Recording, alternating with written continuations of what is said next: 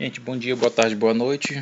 Vamos lá para a correção da atividade passada agora, dia 23, né, terça-feira. Mais um assunto, continuando o assunto de estatística aí, 3 questões que foi passado. Vamos lá, a primeira. Foi realizada uma pesquisa com um certo número de famílias sobre o consumo de energia elétrica em kWh durante o mês de janeiro. O resultado da pesquisa está registrado no histograma a seguir. Nós temos um gráfico aqui. Vamos resolver aqui. Pincelzinho, vermelho. Vamos lá. O que indica a coluna lilás? A coluna lilás está indicando o quê? Ó, nós temos um intervalo de 120 a 150 para 6 famílias, ou seja, está representando o quê? A quantidade de famílias que consumiram energia, no caso, entre 120 e 150 kW. Certo? Questão B. Quantas famílias gastaram menos do que 90 kW? Ou seja, aqui nós temos 90, menos é para a esquerda, no caso, somente o amarelinho, que são apenas duas famílias. Questão C. Quantas famílias gastaram 150 kW ou mais? 150 ou mais é para a direita. No caso, só temos duas colunas, a azul e a verde. Ambos têm o quê? 5, né? Então, 5 mais 5, 10 famílias.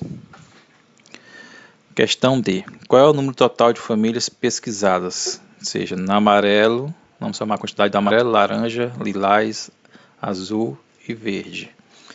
Então nós temos no amarelo 2, no lilás 6, né? No laranja 7, no azul 5 e no verde 5, um total de 25 famílias. Agora construa no caderno a tabela de frequência correspondente a esses dados. Vamos lá para a tabelinha. Então nós temos uma tabela, coloquei aqui o consumo e a quantidade de famílias, o consumo.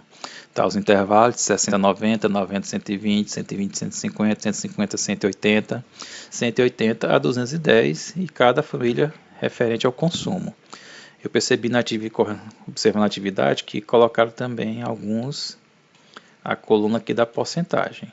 Ó, não era necessário, mas é bom que exercitaram a questão da porcentagem, viu? Não é necessário colocar essa questão aqui, porque ele não pede a frequência relativa, né?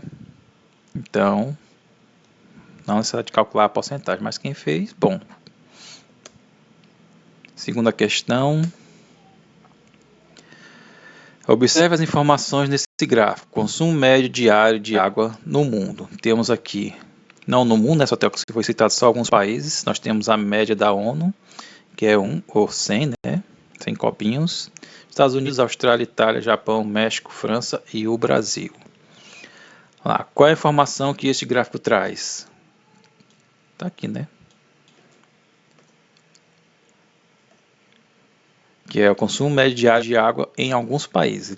No gráfico que coloca no mundo, mas foi citado somente alguns países aqui no gráfico, certo? Vamos lá. Questão B. Qual é a razão entre o consumo médio diário de água nos Estados Unidos e no Brasil? Primeira coisa, vamos enfatizar o seguinte: razão é uma fração. E a gente automaticamente já sabe que toda fração é uma divisão. Como aqui, ó, foi citado o primeiro nome dos Estados Unidos, então ele fica no numerador da fração. O segundo foi citado o que? O nome do Brasil, então ele vai ficar no denominador. Se por acaso tiver citado qual é a razão entre Brasil e Estados Unidos, os dados do Brasil ficarem em cima, os Estados Unidos embaixo. Então, os Estados Unidos, nós temos 575, no Brasil 185. Então, como todos os dois terminam em 5, eles são o quê? Vamos simplificar a fração por 5, que vai dar 115 sobre 37. Como eu percebi também nas questões, a maioria já fez a divisão. Não é necessário fazer a divisão. Se quiser, você poderia parar por aqui. Mas para quem fez, além disso aqui, ó, o resultado da divisão, você tem que colocar sobre 1. Ou seja, está indicando que o consumo de água é o que? 3,1 para 1 do Brasil. Certo? Vamos para a próxima questão. John. Questão 11. Em uma eleição, foi feita uma pesquisa de preferência de candidato. Um dos candidatos usou os dados para construir um gráfico e divulgar como parte da propaganda eleitoral. Veja o gráfico divulgado pelo candidato. Está aqui o gráfico de setores.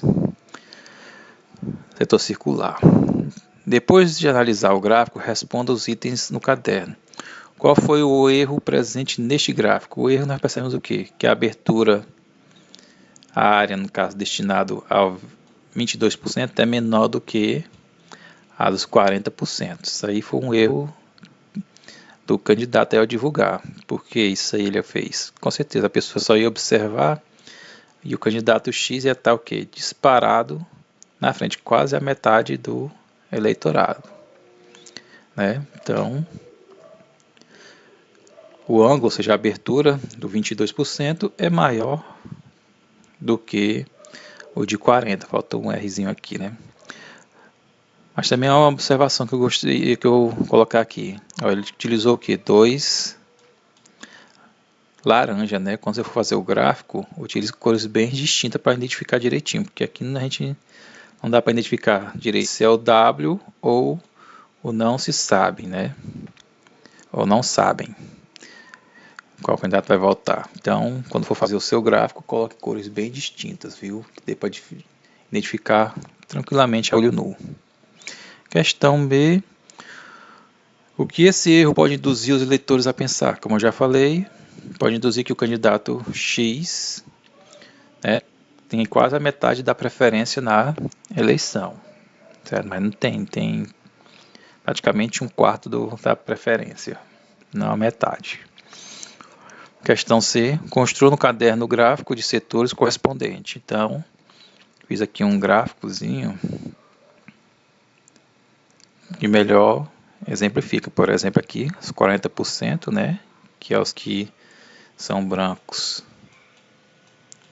e nulos, que é quase a metade, não sabe quem vai votar, vai votar em branco ou não, vai anular o voto. E o candidato de 22%, candidato X, certo? Tá aqui com seus 22% aqui. E você percebe que tem o que? Menos de um quarto do círculo. Beleza, gente? Então, tchau, gente, e até a próxima aula. Fui.